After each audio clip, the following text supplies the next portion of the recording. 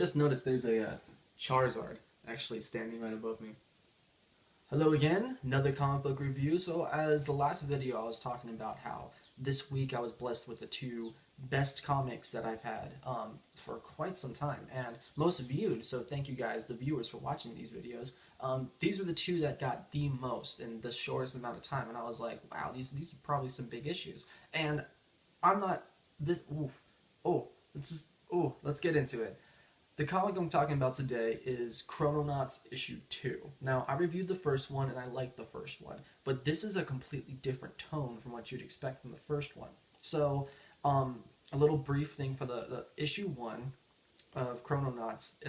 It's about scientists, as the name Chrononauts implies. They are time travelers, but think of it like astronaut time travelers in a way. They got costumes, suits, and everything's public. They have TVs, TV stands, TV stations, and the whole thing's public. It's viewed by the world. It's not some secret thing going on in some kid's basement. It's a thing, a big thing. And one of the guys, the brown-haired one right here, ends up going through time first and gets struck by something and goes off course to some other alternate part of time, and which leads his friend, the blonde one, to go after him. And we ended the first issue with this arrow going through the blonde one's leg and him in the middle of what looks like the beginning of a battle. And I was like, I don't know what's going to happen next. Like, this is time travel. How's he going to get saved? You know, he doesn't come in there with weapons or anything. He's only got his time traveling suit. So what's he going to do? And I was graced with the first image. Yeah, that's right. That's a military grade vehicle. Yeah, this surprised the hell out of me. As a person who loves time travel stories, from Doctor Who to Back to the Future to pretty much anything out there, I love time travel books. And this totally gives a different idea. Pretty much the guy who went first in the book, he kind of sits there and he's this big scientist, and he's done everything for his line of work to be able to get to this point in his life, to go through time and live his dream. But the thing is, what is his dream worth? Which is a really interesting topic. In the first issue, we're introduced to the fact that his father had died of alcoholism, that his wife had left them for another man, and he kind of felt like the world was ending. The only thing he had was his passion for his job and his best friend. And when he goes through time, he kind of realizes, what's the point of going back? He fixes his suit and goes, I have no reason to come back. There's nothing for me to come back to.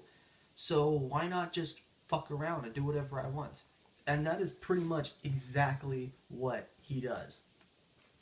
Here's a page where it shows them going through all different parts of time, just doing whatever they feel like they want to do, which is just great, because you never see stories like that. It's always being careful, or, oh, I can't do anything. Whenever they make one small mistake, it's turmoil to everything that goes out through time. This guy's really going in there and saying, I don't give a shit. I don't care if this fucks with the time stream. I don't care if this makes it so my kids aren't born. I don't care. I'm gonna have fun. I'm gonna do whatever I want. And buddy, if you're not coming with me, then you can just go home right now, because I ain't going back.